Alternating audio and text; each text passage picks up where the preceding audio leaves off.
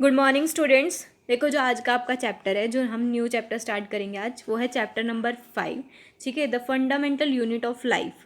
ठीक है, जो आपका जो चैप्टर है हम पढ़ने वाले हैं वो है फंडामेंटल यूनिट ऑफ लाइफ। ठीक है, तो यहाँ पर आपको क्या कहा गया है? सबसे पहले while examining a thin slice of coke, Robert Hooke saw that coke resembled the structure of honeycomb। ठीक है, जो रॉबर्ट हुक साइंटिस्ट थे, उन्होंने क्या किया था? एक कोक जो है, जो क्या होती है, यानी कि आपने देखा हो वुड होगी एक तरह की। ठीक है, जो कहाँ से मिलती है, कहाँ से ऑब्टेन्ड होती है? ट्री के बाग में से, यानी कि छाल में से, यानी एक तरह का आप ये लगा लो कि ये लकड़ी है। ठीक है, तो ये कोक है जो, जब उन्होंने इसकी छोटी सी एक स्लाइस ली, ठीक है, उसको एग्जामिन किया। किन्होंने किया था? रॉबर्ट हुक ने, जो साइंटिस्ट थे, उन्होंने इस वुड की एक छोटी सी, यानी कि इस कोक की एक छोटी सी स्लाइस को एग्जामिन करा। तो उन्होंने क्या पाया उसके अंदर? ठीक है, तो उन्होंने देखा, जब उन्होंने इस छोटी सी स्लाइस को एग्जामिन किया अंडर माइक्रोस्कोप, इस माइक्रोस्कोप की हेल्प से, तो उन्होंने देखा कि इसके अंदर जो हैं छोटे छोटे जो रूम बने हुए हैं, छोटे छोटे कंपार्टमेंट्स बने होते हैं। जब इसकी स्ट्रक्चर को कम्प्लीटली अगर देखा गया, कहाँ पर देखा गया? माइक्रोस्कोप में उन्होंने देखा, तो उन्होंने क्या देखा कि छोटे छोटे जो हैं ऐसे कंपार्टमेंट्स जो हैं वो बने हुए हैं इस कोक के अंदर, यानी कि इस वुड की स्ट्रक्चर के अंदर। ठीक है, तो यानी कि while examining a thin slice of Coke, Robert Hooke so that Coke resemble the structure of honey come consisting of many little compartment. वो यानी कि जैसे कि मधुमक्खी का छत्ता होता है ना, वैसे ही वो स्ट्रक्चर दिखी थी। उसके अंदर लिटल छोटे छोटे यानी कि कंपार्टमेंट्स देखने को मिले थे। कोक जो एक सब्सटेंस होता है, जो कहाँ से आता है ये, यानी कि ट्री के, पेड़ के, यानी कि छाल से, बाग से ऑब्टेन्ड होता है। ठीक है, और ये क्या होता है कि इन्होंने, this was in the year 1665 when hook made this chance observation through a self design microscope. तो उन्होंने यानी कि 1665 में ये ऑब्जर्वेशन की थी। ठीक है, 1665 में रॉबर्ट हुक ने ये ऑब्जर्वेशन की थी कि कोक को उन्होंने माइक्रोस्कोप के अंडर देखा था, जिनमें उन्होंने क्या ऑब्जर्व किया? छोटे छोटे कंपार्टमेंट्स जो हैं उनको देखने को मिले, लिटिल कंपार्टमेंट्स, जैसे कि एक हनी बी का छत्ता होता है वैसे। ठीक है, तो यहाँ पर क्या है, और वो किसके थ्रू देखा था? माइक्रोस्कोप की हेल्प से देखा था।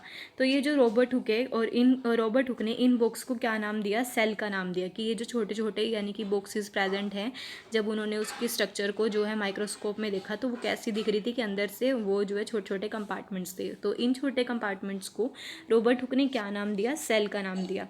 ठीक है, तो सेल जो है एक लेटिन वर्ड है, जो कि क्या, किसके लिए? लिटल रूम के लिए यूज़ किया जाता है। This seems to be a very small and insignificant incident, but it is very important in the history of science. ये देखने में तो, यानी कि सुनने में आपको बहुत छोटा सा इंसिडेंट लग रहा होगा, पर लेकिन ये साइंस की हिस्ट्री में बहुत इंपॉर्टेंट रोल प्ले करा है इस यानी कि इस ऑब्जर्वेशन ने, इस यानी कि इंसिडेंट ने। ठीक है, उसके बाद नेक्स्ट है आपका कि this was the very first time that someone had observe that living things appear to consist of separate unit. ये जो है पहली बार हुआ था उस टाइम में 1665 में, कि किसी ने क्या किया था? ये ऑब्जर्व किया था कि जो लिविंग थिंग्स हैं वो कैसे अपीयर होती हैं, यानी कि छोटी छोटी यूनिट्स के अंदर अपीयर होती हैं। ठीक है, और इन यूनिट का नाम जो है वो सेल दिया गया था। ठीक है, तो यानी कि किसी ने ये ऑब्जर्व किया था कि क्या ऑब्जर्व किया था कि जो लिविंग थिंग्स हैं, जो लिविंग थिंग्स क्या होते हैं? जैसे कि आप हो, जो रेस्पायर कर सकते हैं, जो ग्रो करते हैं, जो फूड खाते हैं, जो ब्रीथ करते हैं, सब क्या लिविंग थिंग्स हैं।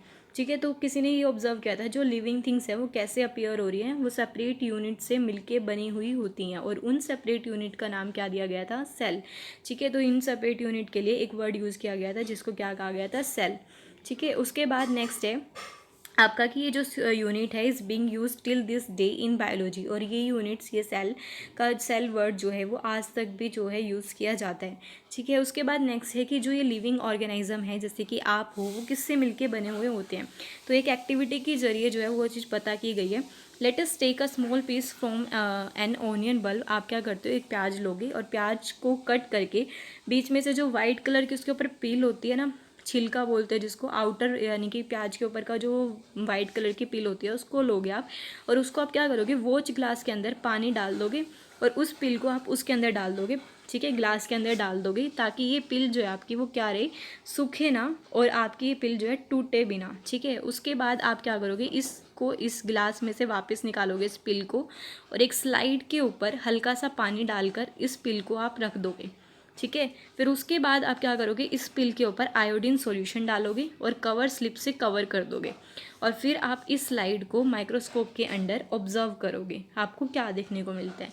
ठीक है, यही जो मैंने आपको बताया है इसमें यही बताया गया है कि आपको जो है अनियन बल्ब का छोटा सा पीस लेना है। फिर फोर्सेप की हेल्प से आपने उसकी आउटर स्किन को, जो वाइट कलर की आपको दिखती है लेयर वाइट कलर की, जिसको एपिडर्मिस कहा जाता है, ठीक है, कनकेव साइड से आपने उसको रिमूव करना है। और ये जो लेयर है उसको आपने क्या करना है, इमीडिएटली तभी की तभी आपने एक वॉच ग्लास के अंदर, जिसके अंदर पानी है, उसमें डाल देना है और ये जो है उस पिल को फोल्ड होने से रोकेगा और सूखने से रोकेगा। उसके बाद आपने एक ग्लास स्लाइड लेनी है, उसके ऊपर आपने हल्का सा पानी जो है डालना है, वाटर डालोगे, उस पर आपने वो पिल बिछा देनी है अच्छे से। ठीक है, किसकी हेल्प से, आप ब्रश की हेल्प से कर सकते हो काम। ठीक है, उसके बाद आपने क्या करना है, इसके ऊपर आयोडीन सॉल्यूशन डालोगे, फिर कवर स्लिप से आप कवर कर दोगे। जब आप कवर स्लिप से इसको कवर करोगे तो ये याद रहे कि इस पर कोई भी बबल्स फॉर्म ना हो।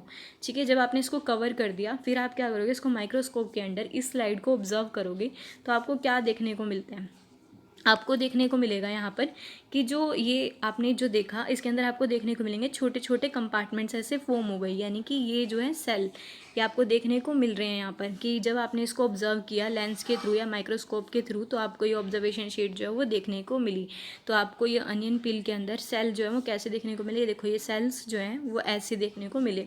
तो ऐसे पता लगा कि जो लिविंग ऑर्गेनिज्म है वो किससे मिलकर बने होते हैं, सेल से मिलकर बने हुए होते हैं। ठीक है, ये छोटे छोटे कंपार्टमेंट्स के क्या है, सेल, और इनके बीच में क्या प्रेजेंट होता है, ये जो सेंटर में प्रेजेंट है ये क्या है, न्यूक्लियस। ठीक है, फिर नेक्स्ट आपको कहा गया है we can try preparing temporary mounts of peels of onion of different sizes. अब हम क्या करते हैं, अलग अलग साइज़ की पिल्स लेंगे। ठीक है, यानी कि आपने एक छोटा सा टुकड़ा ले लिया, यानी कि अनियन का ऊपर की जो लेयर है वाइट कलर की, आपने वो छोटी ले ली, एक आपने बड़ी ले ली, एक को आपने अलग साइज़ कर लिया, एक दूसरी साइज़ के ले ली, और फिर आपने उसको ऑब्जर्व करा, आपने वही स्लाइड प्रिपेयर करी और उसको फिर आपने माइक्रोस्कोप में ऑब्जर्व करा, पर उससे आपको कोई चेंजेस देखने को नहीं मिलते। बस इतना होगा, अगर आपने बड़ी पिल ली है तो वो क्या कर रहे हैं, वो आपको बड़ी स्ट्रक्चर दिखाएंगे। ठीक है, बिग स्ट्रक्चर आपको देखने को मिलेगी उन सेल्स की ही। ठीक है, तो ये क्या है, ये सारी स्ट्रक्चर क्या है, सिमिलर है, एक जैसी ही देखने को मिलती है, वही सेल्स ही दिखेंगे आपको, लेकिन ये क्या फॉर्म करते हैं, एक बिग स्ट्रक्चर, एक अनियन बल्ब। ठीक है, we find from this activity then that onion bulbs of different size has similar small structure. चाहे जो अलग अलग साइज़ के आपके अनियन बल्ब्स होते हैं उनके अंदर भी जो स्ट्रक्चर है वो आपको सेम ही देखने को मिलेगी। ठीक है, साइज़, अनियन के साइज से इसका कोई भी रिलेशन नहीं है। ठीक है, सेल की स्ट्रक्चर आपकी सिमिलर ही रहेगी। तो the cells of the onion peel will all look the same, जो सेल होंगे यानी कि अनियन पिल्स के वो सेम रहेंगे, उनके यानी कि अनियन की साइज से कोई भी फ़र्क नहीं पड़ता, कोई भी साइज़ होगा आपका सेल की स्ट्रक्चर वही रहेगी। उसके बाद ये जो स्मॉल स्ट्रक्चर्स होती हैं उनको क्या कहा गया, we see are the basic building unit of onion bulbs. ठीक है, यही जो स्मॉल स्ट्रक्चर है ये सेल है, जो इसको क्या है बेसिक यूनिट कहा गया, बेसिक बिल्डिंग यूनिट कहा गया अनियन बल्ब की, और ये स्ट्रक्चर जो होती हैं वो क्या है, सेल। ठीक है, not only onion but all organism that we observe around are made up of cell. सिर्फ आप अनियन की बात नहीं कर रहे, अगर आपके आसपास या आप खुद भी जो लिविंग ऑर्गेनिज्म होते हैं वो सब किससे मिलके बने होते हैं, सेल से मिलके बने होते हैं। ठीक है, जो भी आप अपने आसपास जो भी ऑब्जर्व करते हो सब किससे मिलके बने होते हैं, made up of cell. However, there are also single cell that live on their own. कुछ ऐसे ऑर्गेनिज्म भी होते हैं जो सिर्फ एक सेल से मिलके बने होते हैं। ठीक है, जिन्हें हम यूनिसेलुलर ऑर्गेनिज्म बोलते हैं, जिन्हें क्या कहा जाता है, यूनिसेलुलर ऑर्गेनिज्म, जैसे कि अमीबा, जो सिर्फ एक ही सेल से मिलके बने हुए होते हैं। ठीक है, आपने 8th क्लास में भी पढ़ा होगा। उसके बाद सबसे पहले सेल्स को डिस्कवर किसने किया था, cells were first discovered by Robert Hooke. जो सबसे पहले सेल्स की डिस्कवरी थी, अभी आपने देखा किसने किया, 1665 में रॉबर्ट हुक साइंटिस्ट ने किया था। उन्होंने कैसे किया था, कोक की स्लाइस को जब उन्होंने प्रिमेटिव माइक्रोस्कोप में ऑब्जर्व किया तो उन्होंने छोटे छोटे कंपार्टमेंट्स देखे और जिसका नाम क्या दे दिया गया था, सेल दे दिया गया था। फिर 1675 के अंदर ल्यून हुक थे, जिन्होंने क्या किया था, एक माइक्रोस्कोप, इम्प्रूव माइक्रोस्कोप की हेल्प से उन्होंने पॉन्ड वाटर के अंदर, यानी कि पॉन्ड वाटर के अंदर उन्होंने जो छोटे छोटे लिविंग ऑर्गेनिज्म तैर रहे थे उनकी डिस्कवरी की थी। ठीक है, तो जो इन्होंने यानी कि जो ल्यू वन हुक थे, जो 1674 में उन्होंने क्या किया, माइक्रोस्कोप की हेल्प से डिस्कवर किया था जो free living cells pond water के अंदर तैर रहे थे। ठीक है, फॉर द फर्स्ट टाइम। उसके बाद नेक्स्ट है कि it was Robert Brown in 1831 who discovered the nucleus in the cell. फिर आपसे पूछ लिया जाता है 1 मार्क में कि न्यूक्लियस की डिस्कवरी किसने की थी सेल के अंदर, जो सेल के अंदर ये सेंटर में जो न्यूक्लियस प्रेजेंट होते हैं उसकी डिस्कवरी की थी रॉबर्ट ब्राउन ने 1831 में। ठीक है, फिर नेक्स्ट आपका पुरकिंजी इन 1839 में उन्होंने क्या किया था कि जो इस सेल के अंदर कुछ फ्लूइड प्रेजेंट होता है, ठीक है, इसे हम बोलते हैं प्रोटोप्लाज्म। तो इस प्रोटोप्लाज्म फ्लूइड की डिस्कवरी किसने की थी? पुरकिंजी ने की थी 1839 में। फिर उसके बाद सेल थ्योरी एंड जो भी प्लांट हैं या एनिमल हैं सबके सब जो हैं वो सेल से मिलके बने होते हैं। ठीक है, तो सेल जो है वो एक बेसिक यूनिट है लाइफ की, और ये किसने प्रेजेंट किया था? ये जो दो बायोलॉजिस्ट थे उन्होंने किया था। एक का नाम था स्क्विल्डन और दूसरा था स्क्वेमवोन। ठीक है, तो सेल थ्योरी को फर्दर एक्सप्लेन किन्होंने किया था? वर्चुए ने किया था। ठीक है, और उन्होंने ही वर्चुए ने यही बताया था कि जो प्री एग्जिस्टिंग सेल्स है, जो पहले ही एग्जिस्ट करते हैं सेल, उन्हीं से ही न्यू सेल अराइज होते हैं। ठीक है, वर्चुए ने ही यही बताया था कि जो न्यू सेल अराइज होता है वो कहाँ से होता है? प्री एग्जिस्टिंग सेल से, जो पहले ही एग्जिस्ट कर रहे हैं उनमें से। उसके बाद with the discovery of electron microscope in 1940 it was possible to observe the अब 1940 में जब इलेक्ट्रॉन माइक्रोस्कोप आ गया था, ठीक है, तो उसकी हेल्प से क्या गया था? सेल के अंदर जो बहुत सारी ऑर्गेनेलिज प्रेजेंट होती हैं उन सब की डिस्कवरी की गई थी, जैसे कि गोल्गी अपरेटस, माइटोकॉन्ड्रिया, ये बहुत सारी जो हैं इसके अंदर ऑर्गेनेली प्रेजेंट होती हैं सेल के अंदर। बीच में न्यूक्लियस, यहाँ पर साइटोप्लाज्म, और भी जो बहुत सारी जो ऑर्गेनेली प्रेजेंट होती हैं, ठीक है, उसकी डिस्कवरी कब की गई थी? 1940 में, जब इलेक्ट्रॉन माइक्रोस्कोप की हेल्प से की गई थी। ठीक है, तो ये आपका कब और किसने कब डिस्कवरी की थी, ये वाले टॉपिक जो है वो कंप्लीट हो गया। ठीक है, और ये मोस्ट इंपॉर्टेंट है, पूछा जाता है 1 मार्क में कि किसने सेल की डिस्कवरी की थी, किसने न्यूक्लियस की डिस्कवरी की थी, किसने जो है सेल थ्योरी की डिस्कवरी की थी। तो ये सब जो है साइंटिस्ट के नेम आपको पता होने चाहिए। फिर नेक्स्ट है आपका कि the invention of magnifying glass. अब क्योंकि यहाँ पर क्या है, मैग्नीफाइंग लेंसेज जो हैं उनकी इन्वेंशन होने की वजह से हम माइक्रोस्कोपिक वर्ल्ड को की स्टडी कर पाए थे, डिस्कवरी कर पाए थे। क्योंकि ऐसे ऐसे बैक्टीरिया भी होते हैं जिनको आप क्या है जो कुछ ऐसे बैक्टीरिया होते हैं जिनको आप जो है सिर्फ और सिर्फ माइक्रोस्कोप की हेल्प से ही देख सकते हो। ठीक है, तो वो जो माइक्रोस्कोप की हेल्प से देखते हैं वो किससे मिलके बने होते हैं? वो सिर्फ सिंगल सेल से मिलके बने हुए होते हैं। ठीक है, सिंगल सेल से, जिनको हम यूनिसेलुलर ऑर्गेनिज्म बोलते हैं। जब मैग्नीफाइंग लेंसेज की डिस्कवरी हो गई थी, माइक्रोस्कोप की डिस्कवरी हो गई थी, तो हमने उन माइक्रोस्कोप की हेल्प से ही इन सिंगल सेल ऑर्गेनिज्म को जो है स्टडी किया था। ठीक है, तो यानी कि इस माइक्रोस्कोपिक वर्ल्ड को, जिनको हम अपनी अनएडेड आई से नहीं देख सकते, जिन बैक्टीरिया को हम अपनी अनएडेड आई से, अपनी नंगी आंखों से नहीं देख सकते, ठीक है, तो फिर हम उन बैक्टीरिया को तब देख पाए थे जब क्या था, माइक्रोस्कोप आ गए थे। ठीक है, या लेंसेज आ गए थे।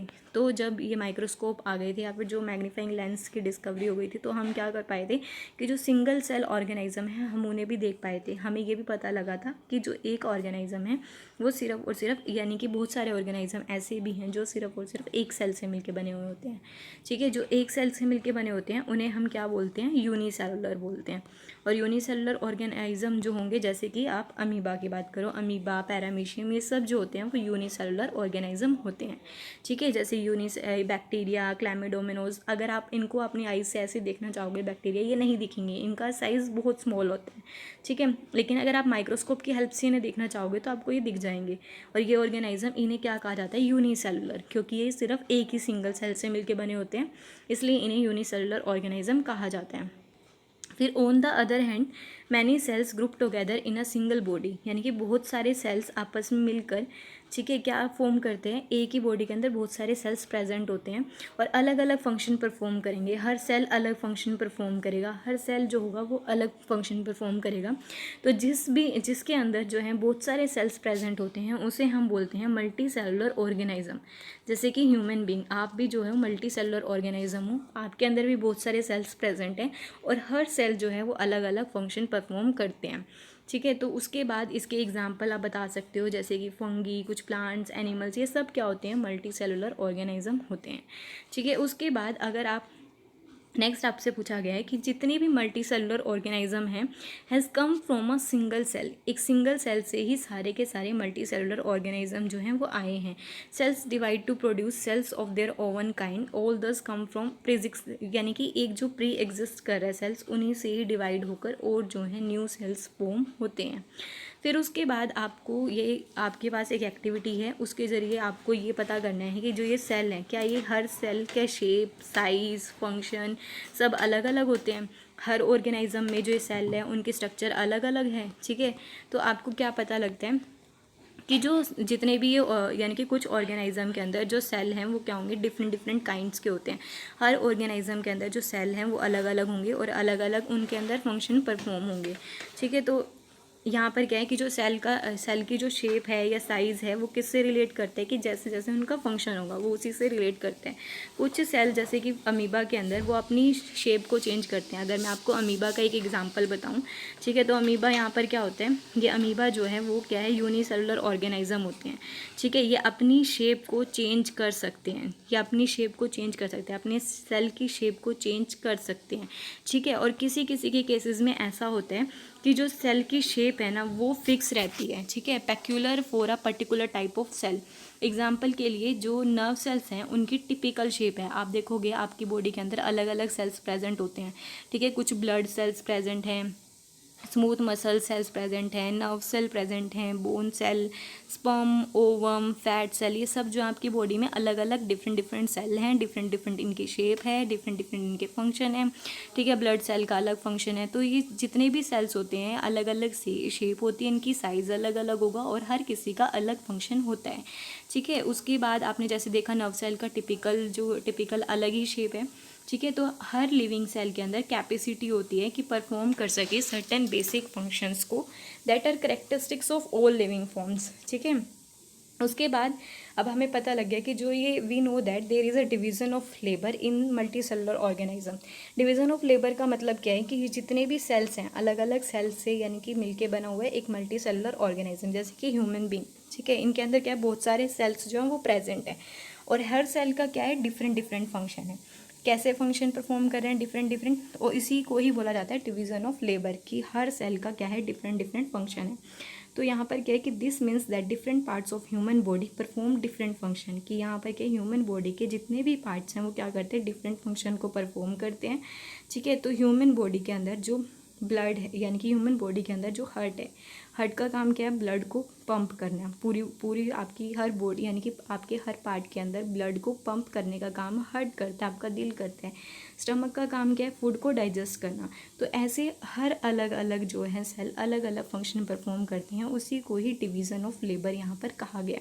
Similarly division of labour is also seen within a single cell. आप ये जो डिवीज़न ऑफ लेबर है वो आप यूनिसेलुलर ऑर्गेनिज्म के अंदर भी आपको देखने को मिलेगा, ठीक है। In fact each such cell has got certain specific component within it known as cell organelle.